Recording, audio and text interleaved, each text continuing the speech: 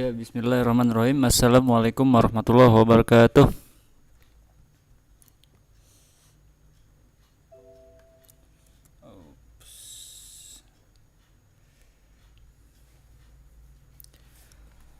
Ya, saya ulang sekali lagi ya. Bismillahirrahmanirrahim. Assalamualaikum warahmatullahi wabarakatuh.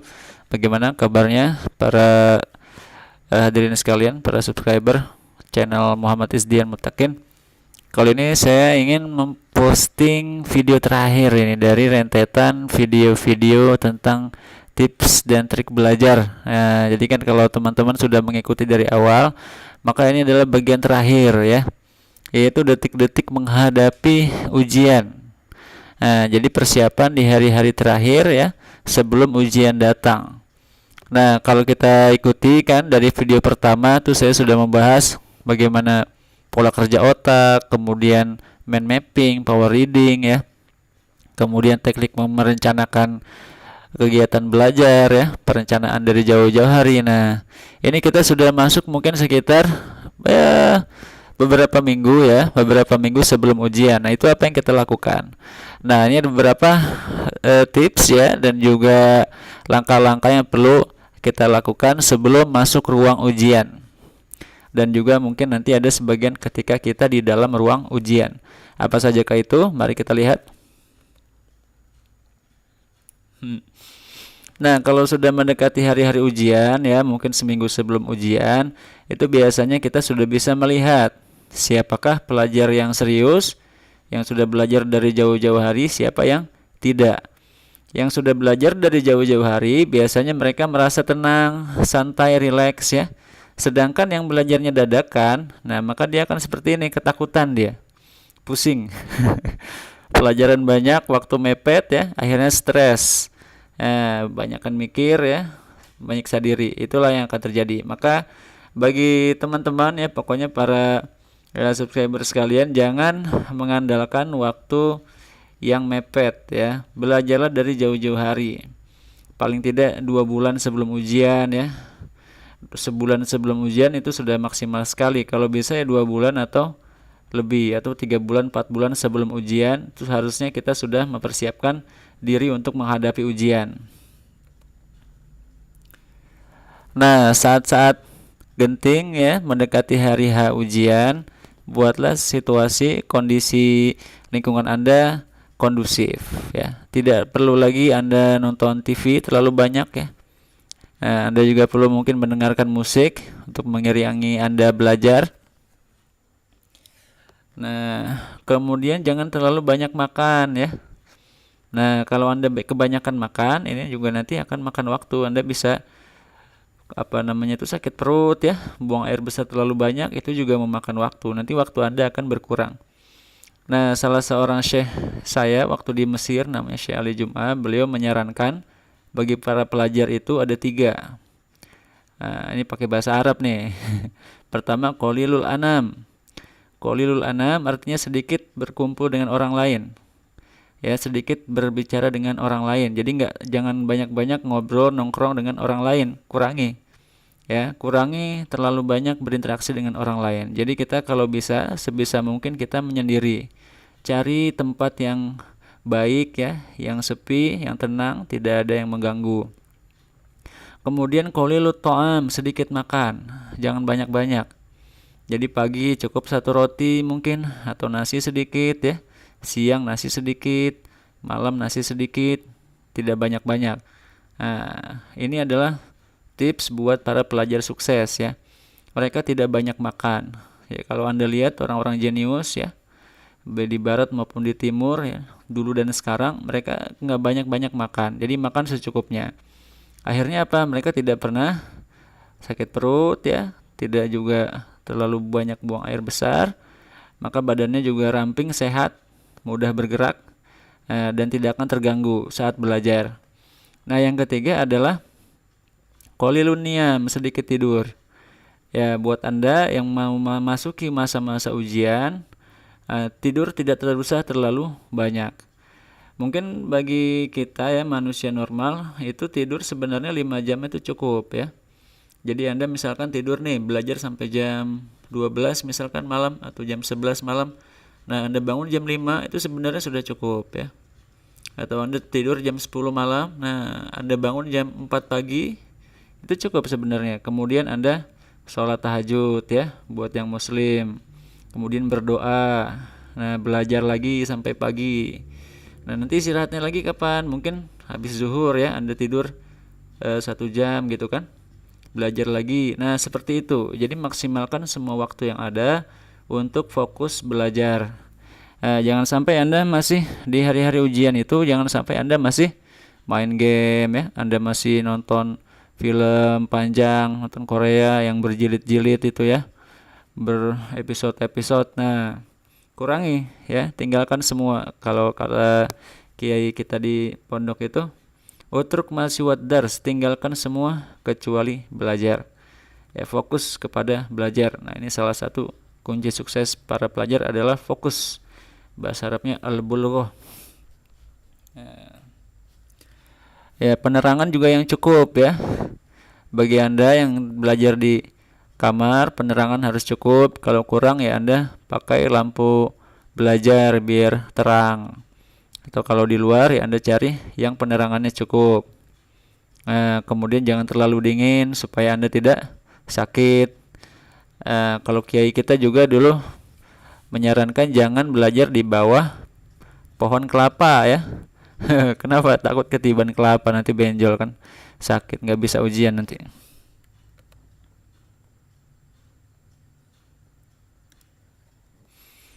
Nah, ini prinsip belajarnya adalah bahwa mencicil jauh-jauh hari itu lebih baik ya daripada menumpuk hafalan di belakang. Maka seperti kita sudah bahas ya, Anda harusnya sudah baca dari jauh-jauh hari.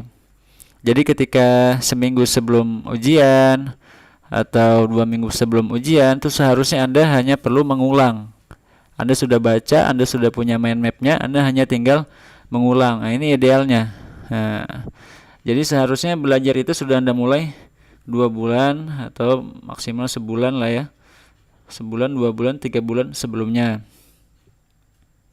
Nah, Anda juga harus buat jadwal harian. Jadi misalkan hari ini ujian, misalkan besok ujian matematika, nah berarti sehari sebelumnya Anda fokus belajar matematika. Nah, besoknya ujian fisika, hari ini Anda fokus belajar fisika dan lain sebagainya. Nah, ini juga pengulangan ya. Sebenarnya kalau kita sudah pernah belajar sekali, kita buat mind map, kita ulang, itu biasanya belajar keduanya lebih cepat. Nah, jadi idealnya ya, pengulangan itu 4 kali. Jadi satu pelajaran itu kita ulang 4 kali. Nah, jadi kan langkah pertama baca ya, kemudian kedua bikin mind mapping. Nah, ketiga itu pengulangan. Pengulangannya 4 kali, 1, 2, 3, 4. Berarti masing-masing pelajaran itu kurang lebih 6 kali belajar ya. Baca sekali, mind mapping sekali, pengulangan pertama, pengulangan kedua, pengulangan ketiga, pengulangan keempat. Nah, kalau Anda maksimalkan ini, langkah-langkah ini benar-benar ya, nah itu akan menempel benar-benar di otak Anda. Jadi Anda akan sangat mudah untuk mengambil atau mengingat informasi yang pernah Anda hafal tersebut. Karena sudah diulangnya 4 kali, ini sudah cukup banyak ya, berarti sudah cukup masuk menempel di ingatan Anda.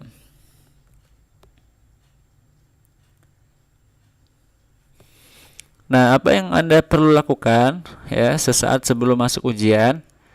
Ulang pelajaran sampai seolah-olah mind mapping itu muncul di kepala Anda.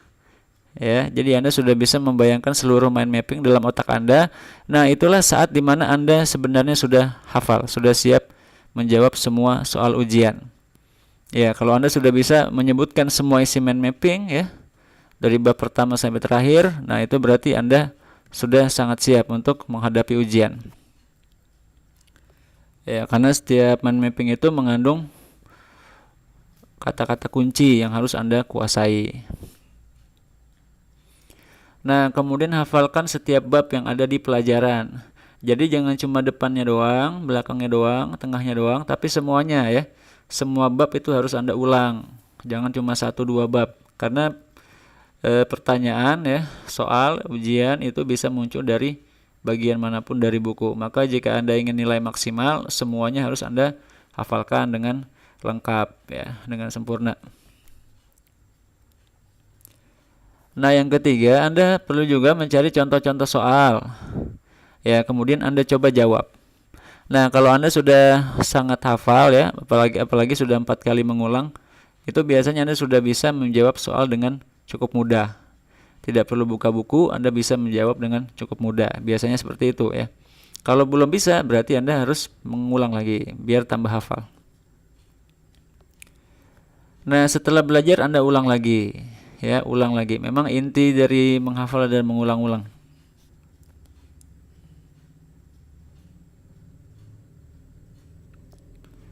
Nah, Anda perlu juga nih membuat seperti ini. Mungkin kalau tanggalnya belum tahu, Anda bisa perkirakan aja ya. Misalkan kalau ujiannya semester ganjil mungkin Desember ya, ujiannya semester genap mungkin Juni. Nah, Anda perkirakan aja tanggalnya tanggal berapa. Nah, Anda persiapkan berapa kali belajar ya. Nah, kemudian Anda hitung babnya berapa. Supaya Anda tidak melewatkan satu bab pun. Jadi semua bab Anda tulis, Anda persiapkan dengan baik, dengan matang, sebaik-baiknya, sematang-matangnya. Nah, ini poin penting ya. 5 hari sebelum ujian, kosongkan waktu untuk sebagai waktu darurat. Jadi kalau ada pelajaran yang belum selesai, Anda bahas, Anda hafal. Nah, ini 5 hari ini bisa Anda gunakan.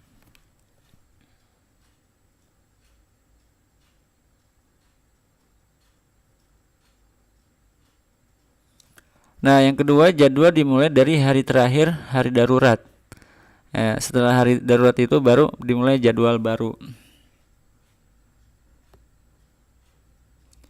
Nah, review terakhir dilakukan sebelum ujian. Jadi sehari sebelum ujian itu Anda hanya mengulang satu pelajaran ya, pengulangan terakhir.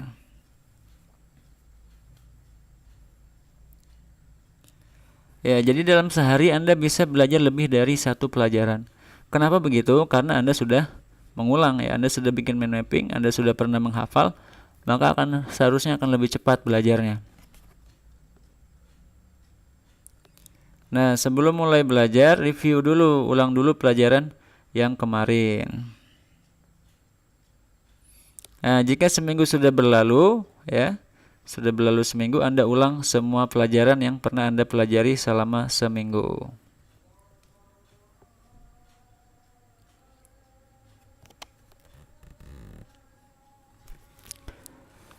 Ya, ini contohnya ya.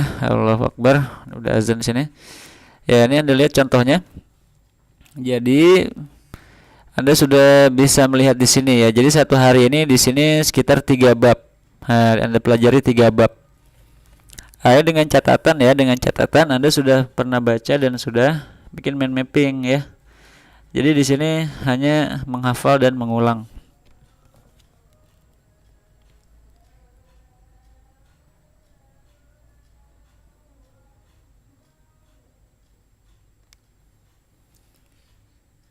Ya, itu Anda bisa lihat ya, fisika dimulai dengan fisika satu hari 3 bab ya, besoknya 3 bab. Besoknya 3 bab, kemudian matematika, geografi, matematika, fisika, kemudian sejarah ya, history.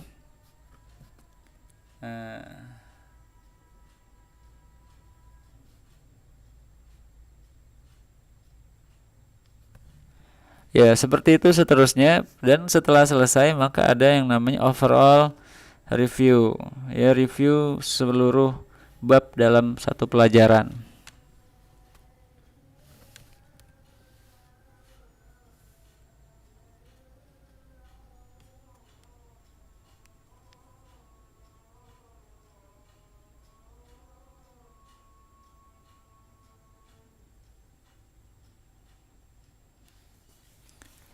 Ya, Anda bisa lihat ya. Jadi semuanya diulang lebih dari sekali. Nah, jadi sehari sebelum ujian, nah kita itu melakukan pengulangan terakhir. Ya, dengan begitu akan lebih maksimal lagi.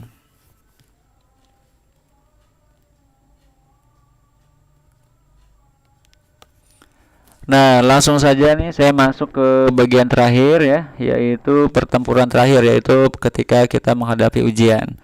Apa saja tips yang perlu diperhatikan? Ya, pertama datang dulu, jangan telat ya. Ketika ujian itu agar kita nanti mengerjakan dengan tenang, dengan fokus, maka kita berjalan itu ke sana kalau bisa ya pagi-pagi ya. Kalau pagi, kalau siang ya mungkin jangan mepet-mepet ya. Kalau mepet kita nanti galau, kita tidak tenang. Nah, yang kedua jangan terlalu tegang. Jadi kalau sudah hari H itu kita tidak usah tegang, perbanyak saja zikir ya, berdoa ya, pasrah kepada Allah Subhanahu wa taala, Sang Pencipta. Gunakan kata-kata positif. Ya, jadi Anda jangan terlalu pesimis lah ya. Ya insya Allah bisa gitu kan, insya Allah bisa, insya Allah lancar ya, insya Allah lulus begitu. Tidak perlu Anda merendahkan diri sendiri ya, merasa rendah diri, meremehkan diri sendiri. Anda harus tetap optimis, ya, tetap semangat dan positif. Gunakan jangkar motivasi. Nah, ketika Anda saat-saat ini ya, Anda merasa perlu semangat lebih, ya, Anda bisa memotivasi diri dengan jangkar motivasi. Ya, Anda bayangkan saat-saat Anda merasa kesuksesan ya. Mungkin saat Anda dulu berhasil mendapatkan nilai tinggi dalam ujian nasional, atau mungkin saat Anda berhasil juara balap lari atau makan kerupuk ya. Anda bayangkan saat-saat itu, kemudian Anda ingat, kemudian Anda buat jangkar ya. Anda bisa loncat atau tepuk tangan atau teriak atau menggepalkan tangan dan lain sebagainya untuk menambah semangat Anda. Nah, yang kelima ini penting sekali, yaitu bawa jam tangan untuk timing ya. Bagi Anda yang mungkin bawa HP, boleh bawa HP, nggak apa-apa ya. Cuma kalau nggak boleh mengaktifkan HP kan itu nanti repot. Jadi membawa jam itu penting sekali, terutama buat Anda yang mengerjakan soal esai panjang ya. Buat anak-anak kuliah itu kan butuh waktu panjang. Anda harus membagi waktu antara nomor 1 dan seterusnya. Kalau Anda tidak membagi waktu, Anda bisa kehabisan waktu, soal tidak selesai, nilai Anda tidak maksimal. Karena itu membawa jam menjadi sangat-sangat penting ya, perlu ditekankan itu. Nah, langkah pertama adalah baca soal secara keseluruhan. Jadi jangan Anda baca depannya kemudian langsung kerjakan ya, baca dulu semuanya ya, secara keseluruhan. Yang kedua, buat alokasi waktu ya, seperti saya bilang, misalkan soal Anda ada 4 esai menjelaskan panjang kan, waktu Anda hanya 2 jam, berarti 2 jam dibagi 4. Nah, jadi ada berapa? 120 menit dibagi 4, 30 menit. Berarti satu soal waktu menjawabnya adalah 30 menit, tidak boleh lebih ya, lebih cepat lebih baik ya, supaya Anda punya waktu untuk membaca lagi, mengoreksi jawaban Anda. Nah, alokasikan waktu 15 menit untuk revisi ulang. Berarti kalau kita waktunya 120 menit, berarti jangan dihabiskan semua ya. Mungkin kita gunakan waktunya hanya 100 menit, sisanya 20 menit kita review.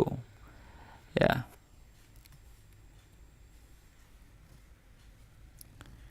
Ya, selanjutnya menghadapi soal bagaimana? Nah, pertama yang mudah dulu. Yang gampang-gampang dulu, karena kalau yang lama, yang susah nanti kan butuh waktu lama. Jadi Anda selesaikan dulu yang menurut Anda mudah supaya lebih cepat. Nah, yang kedua soal esai jangan lupa waktu ya. Anda harus lihat-lihat waktu juga, jangan sampai keterusan akhirnya ada yang nggak kejawab gitu kan. Nah, yang ketiga jangan menyerah. Selama masih ada waktu jangan menyerah. Jangan Anda selesai jangan Anda kumpulkan sebelum waktunya selesai, sebelum waktunya habis. Nah, itu Anda akan rugi. Jadi waktu yang ada Anda manfaatkan sebisa mungkin.